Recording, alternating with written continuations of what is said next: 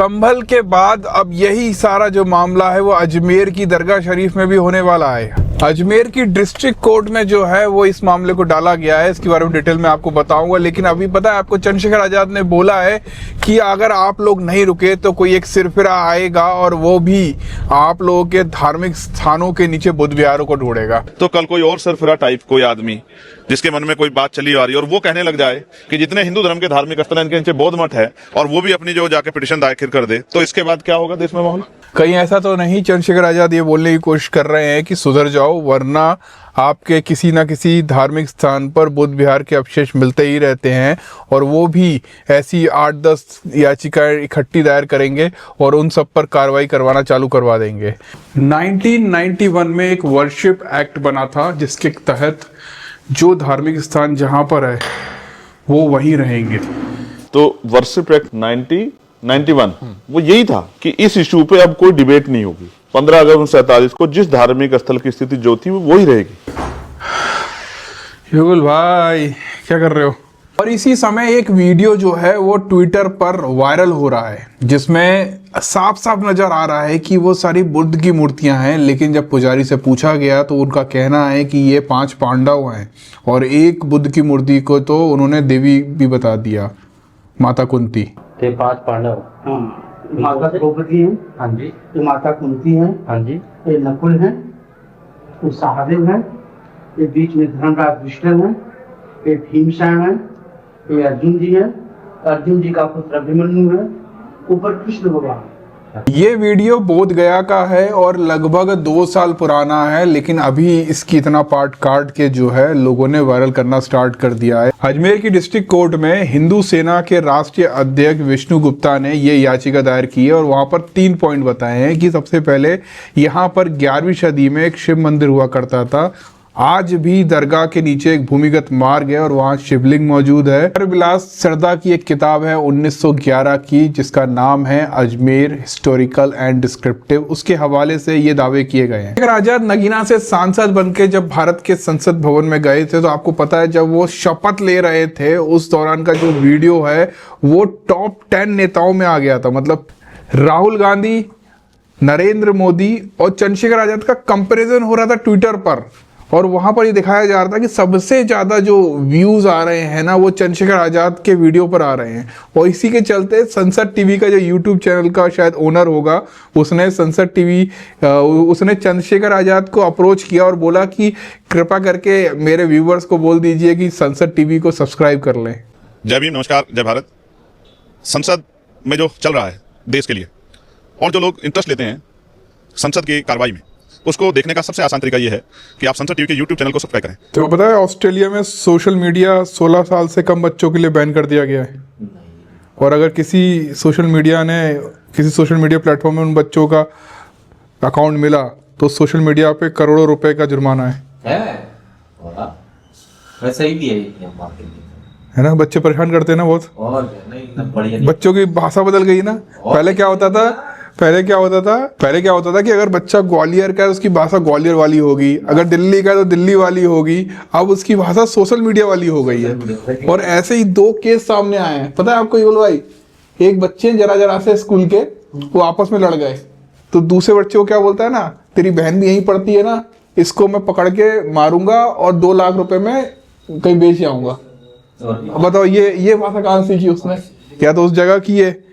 और दूसरी जगह क्या हुआ कि 2 बच्चों की आपस में लड़ाई हो गई और उसने ना उसके दूसरे के पेट पे चाकू घोंप दिए। पता है क्यों? क्योंकि उसने उसके फोटो के नीचे है ना गलत कमेंट कर दिया था। बताओ क्या हालत हो गई है। ऐसा जो ऑस्ट्रेलिया वाला रूल है ये हमारे इंडिया में भी होना चाहिए। और 16 साल तक के बच्चों को सोशल मीडिया इस्तेमाल होना ही नहीं चाहिए। मैं तो बच्चों को उनका मोबाइल तो छुड़ा दिया, मोबाइल नहीं अब देता ही नहीं मोबाइल में। टाइम हो चुका है, बोले चलो चल रहे हैं भैया, चल रहे हैं। मान ही नहीं रहे, देखो लाइट बंद कर दे। अरे यार युगल भाई, हाँ चल रहे हैं चलो। युगल भाई हुडी तो दिखा दो। देखो मैंने युगल भाई से बोला युगल भाई हुडी दिखा दो जो हम सेल में दे रहे हैं, तो युगल भाई ने लाइट चालू कर दी। ये हमारी सम्राट वाली हुडी है। हमने अपने वीडियो में बताया था अभी स्टोरी में डाल के कि हम जो है इसको मतलब ये समझ लो कि फ्री में ही दे रहे हैं, लगभग टी शर्ट से भी सस्ते में दे रहे हैं। और ठंड आ गई है तो आप लोग इसका इस्तेमाल कर सकते हो। मतलब 299 में आपको क्या मिलेगा, टी शर्ट भी नहीं मिलेगी। ये अच्छी क्वालिटी की 300 GSM की कुछ हुडी है। हो गया प्रमोशन, चलो चलो चलो चलो। तो ये हुडी जो है वो आपको हमारी वेबसाइट से मिल जाएगी। Bye bye.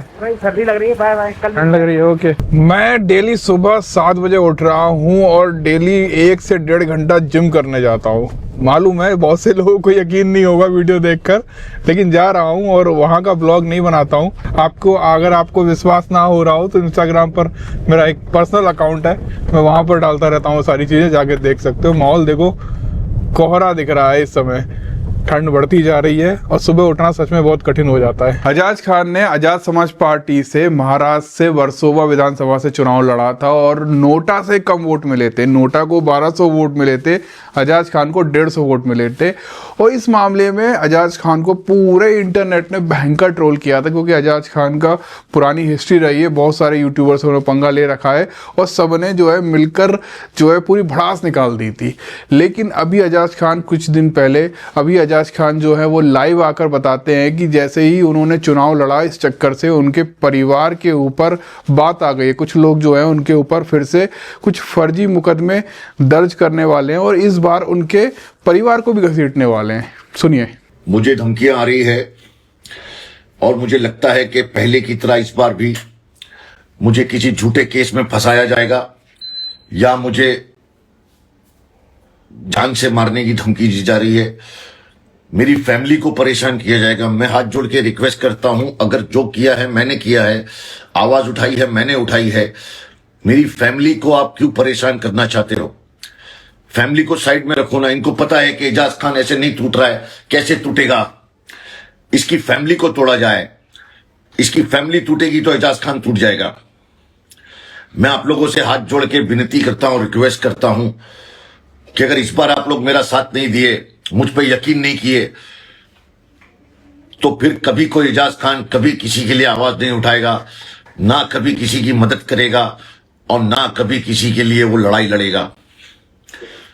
दुआओं में याद रखना और अल्लाह के जिक्र का जुबान पे स्वाद रखना। अगर मुझे और मेरी फैमिली को कुछ होता है, इसके जिम्मेदार कौन है आप लोग अच्छी तरह से जानते हो।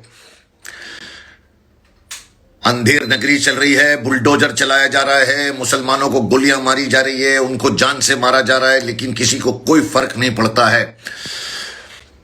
देखो, आज नंबर मेरा है, अगला तुम्हारा होगा। मेरे कत्ल पे तुम भी चुप हो, तुम्हारे कत्ल पे वो भी चुप रहेगा, याद रखना।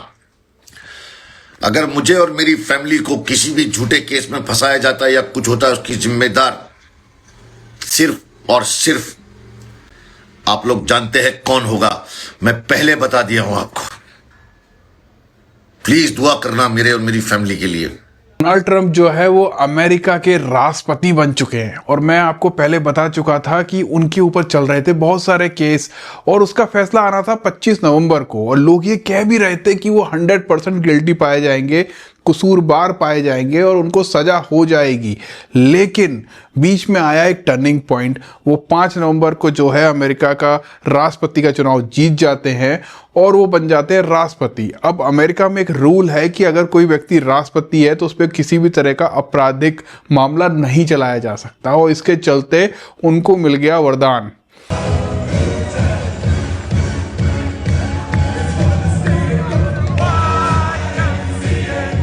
रवि किशन याद है आपको, जो बिग बॉस OTT 3 में शिवानी कुमारी को ज्ञान देने आ गए थे कि भाषा नहीं सिखाती किसी की बेइज्जती करना।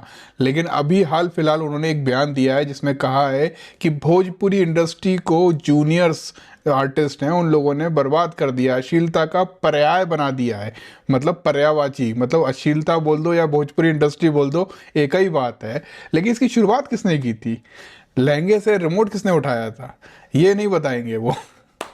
कैसे कैसे बयान देते हैं यार ये लोग। तो लहंगा उठा दे रिमोट से। इंटरनेट पर बोला जा रहा है कि इंदिरा गांधी इज बैक। कंगना रनावत की जो फिल्म आने वाली इमरजेंसी, उसको देख के नहीं बोला जा रहा है। यहाँ पर हुआ ये है कि जो इंदिरा गांधी की जो पोती थी प्रियंका गांधी, वो पहली बार सांसद बनी है और वो शपथ ली, तो उसका जो फोटो है वो बहुत ज़्यादा वायरल किया जा रहा है और कहा जा रहा है कि इंदिरा गांधी की जो झलक है वो प्रियंका गांधी में दिखती है। प्रियंका गांधी वाड्रा। मैं प्रियंका गांधी वाड्रा जो लोकसभा की सदस्य निर्वाचित हुई हूँ, एक्चुअली में हुआ क्या था कि राहुल गांधी ने इस बार 2024 का जो चुनाव था वो दो जगहों से लड़ा था। एक जो था वो वायनाड सिटी से था, दूसरा रायबरेली सिटी से था, और वो दोनों ही जगह से चुनाव जीत गए थे। उनको एक सीट खाली करनी थी, उनने वायनाड की सीट खाली करी और उसकी जगह पर जो चुनाव लड़ा वो प्रियंका गांधी ने लड़ा। तो ऑलरेडी जो राहुल गांधी उस सीट से जीत चुके थे, उन्हें पता था कि यहाँ से जो भी खड़ा होगा वो जीतेगा ही जीतेगा। तो प्रियंका गांधी को इस बार उन्होंने यहाँ से खड़ा किया। लगभग शायद 4 लाख वोटों से उनकी जीत हुई है। लोग कह रहे हैं कि जो लोग इंदिरा गांधी को पसंद करते थे वो उनके प्रियंका गांधी के अंदर उनकी छवि देखते हैं। इंदिरा गांधी जो है वो अपने सख्त फैसलों के लिए बहुत ज़्यादा फेमस थी और उनको मीडिया भी जो है वो आयरन लेडी कहता था। अब ये देखना होगा कि प्रियंका गांधी जो है उधार की सीट से सांसद तो बन गई हैं, तो क्या उनका जो रुख है या उनके फैसले हैं या जो उनका एक्शन है वो इंदिरा गांधी से मैच होता है कि नहीं होता। हो भी सकता है, मैं ऐसा नहीं कहता, लेकिन अगर आप इतिहास में देखोगे तो अमिताभ बच्चन कितने भी अच्छे एक्टर रहे हो, लेकिन उनका बेटा अभिषेक बच्चन उतना अच्छा एक्टर नहीं बन पाया। उन्होंने बहुत कोशिश की, कुछ एक पिक्चरें मुझे भी अच्छी लगती थी, 10 पिक्चर मुझे थोड़ी बहुत ठीक लगी थी, एक वो कौन सी आई थी धूम पिक्चर मुझे अच्छी लगी थी, लेकिन फिर भी वो दम नहीं था।